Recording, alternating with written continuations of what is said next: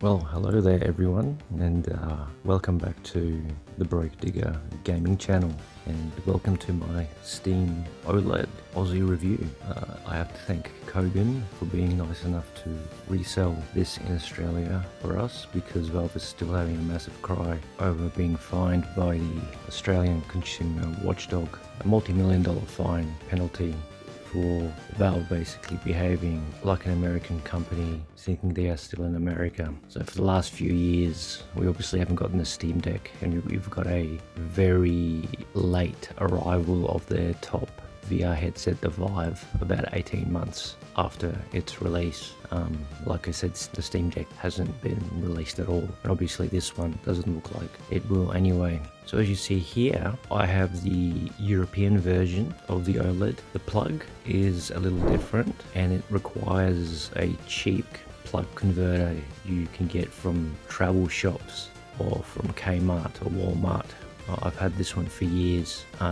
Luckily, the European circuit also has 240 volt AC current, so I don't need to have a step down converter or anything like that. Kogan themselves actually sent a few days later their own specific plug for the Switch OLED, which was nice of them because that was unexpected. So thanks again to Kogan for doing what Valve hasn't done in Australia for many years. So the Steam OLED, I have had it for several days now, actually over a week. I can tell you that I found a very good home next to my Asus Ally and have a ton of games on it together with my micro SD card. My version of the Steam OLED that I have here is the 512 gig version. It is obviously easily upgradable and has plenty of videos on YouTube on how to upgrade the drive for it. This is my first foray into the Steam Deck world, having originally only had and still have the Aya Neo Next, because obviously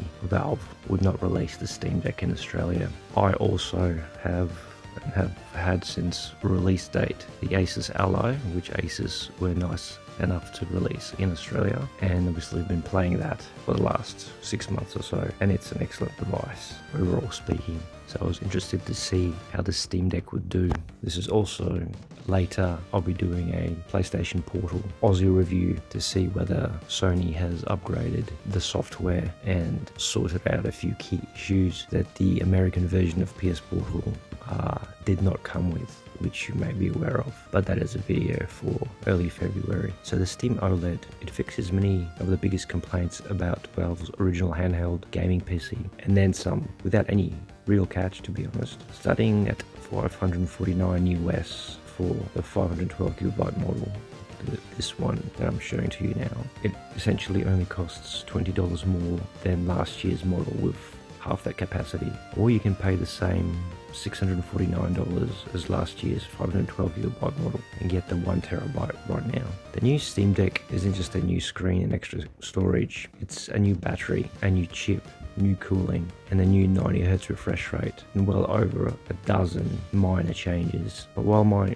Asus ROG Ally has my headroom for newer games, it struggles to play them nearly as long as this Steam Deck. With the Steam Deck OLED, Valve is extending its battery life, advertising approximately 3 to 12 hours of gameplay compared to 2 to 8 previously. That equates to approximately 30 to 40% extra battery charge compared to their previous model, which is quite remarkable, and tested this out and it's pretty much on point. For example, I've played Control for over 2 hours and 10 minutes at up to 80 frames per second, a very decent gaming session for a game like Control. AMD shrunk down its 7nm chip into a new 6nm, and Valve pointed almost all of that efficiency towards power savings rather than performance, just like Nintendo and Nvidia did with the Redbox Nintendo Switch. Although the consensus is this new chip does allow for approximately a small 5%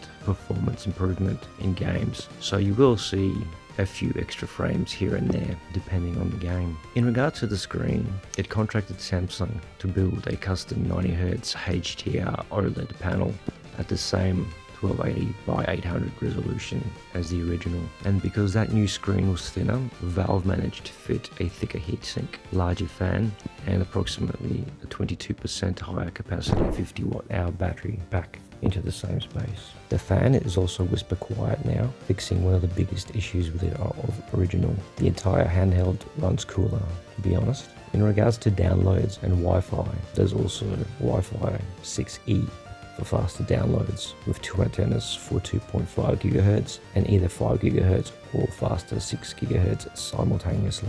Physically, the new Steam Deck is actually 29 grams lighter than the original Steam Deck. For me, it's hard to notice a difference because, as I said before, I never had the original Steam Deck, but it definitely blows my Iron Neo next out of the water and feels comparatively similar weight to the Asus Ally.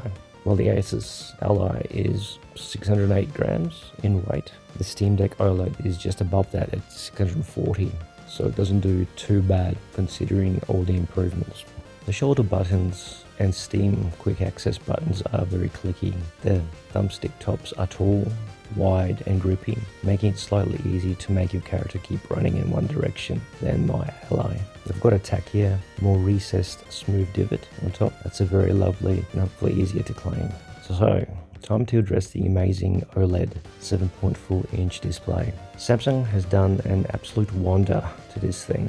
It reaches 1000 nits of HDR peak brightness, and yet still manages to pump out 600 nits of full screen SDR brightness too. The colors absolutely explode at you, and I'm constantly surprised by the quality of this screen. The advanced button on the right allows you to get into the settings for the screen and for the power, which go into an incredible amount of detail. So the neon lights in Cyberpunk 2077 look actually like neon tubes. The jump jets and sparks and laser blades in Armored Core 6 realistically glow. It's a fantastic screen. There is one negative that did not make it into this version, and that is VR support, which the Asus Ally does. That's variable refresh rate shading.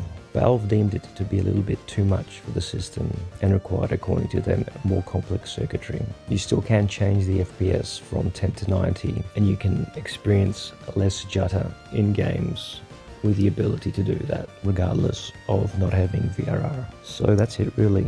As someone completely new to the system, or rather the Steam handheld field, I gotta say I'm pretty happy with this baby, and it will sit very nicely next to my Asus Ally throughout 2024 and beyond, at least until Valve releases a proper Steam Deck 2, which I hear they are working on. Unfortunately, it looks like I'll have to find another reseller to get this handheld down to Australia if Valve continues in their methods. By then we will have the Switch 2 released, as well, no doubt, the new PS5 Pro, and on the verge of the new Xbox. As always, and I keep saying, this is a great time to be a gamer. So if you love this pastime, you know why it's so golden and why so many people get hooked on it. Anyway, so while I would absolutely, definitely recommend the Steam Deck OLED over the previous model in comparison with the Asus Ally to virtually anyone, you have to keep your reality in check and realize that, top tier AAA games, depending obviously on the game, may or may not run up to the level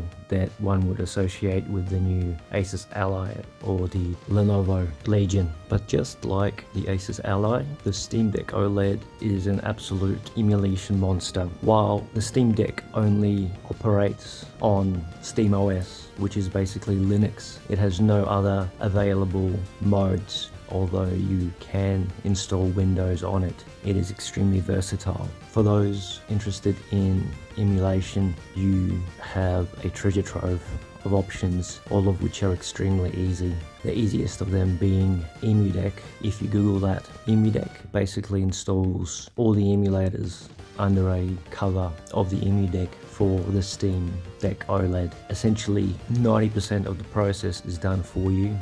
You have to choose a few specific options for specific emulators, because obviously each emulator and each console is very different. However, it completely and fully supports emulation flawlessly and will smash it. So if you're looking for that, you're bang on the money.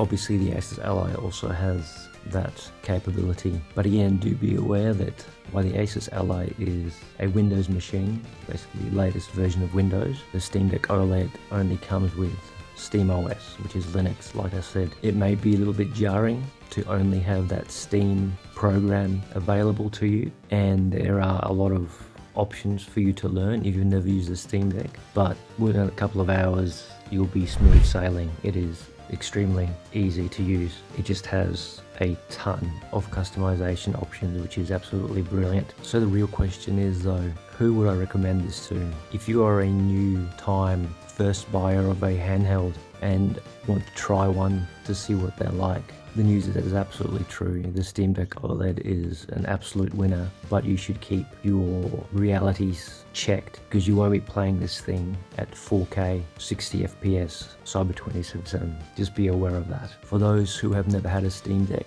but have had other handhelds and are interested in the handheld market, yes, I would absolutely recommend this workhorse of a machine for you. This is my third handheld in about 2.5 years, if you don't count the Nintendo Switch, which would be 4.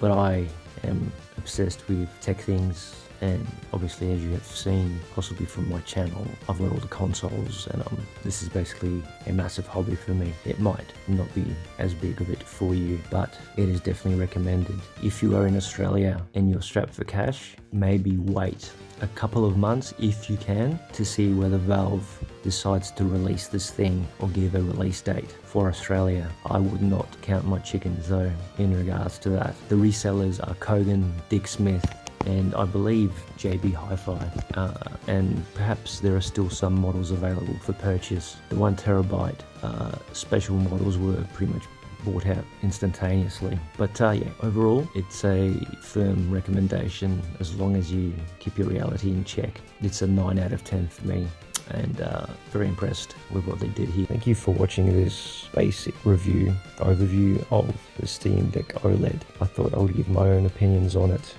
because virtually all the reviews are based in America or Europe. For more content like this, stick to my relatively new channel for more hardware reviews like this, as well as unboxings. I have plenty from 2023 if you want to have a look. We will definitely have more this year, and of course game reviews and retro lookbacks. Thank you again for watching, and if you did like this video, it'd be nice for you to maybe subscribe and share this out. It would help me out a ton. Thank you for watching The Broke Digger Gaming. Until the next video, goodbye. Thanks for watching the video until the end. If you liked it, subscribe and leave me a comment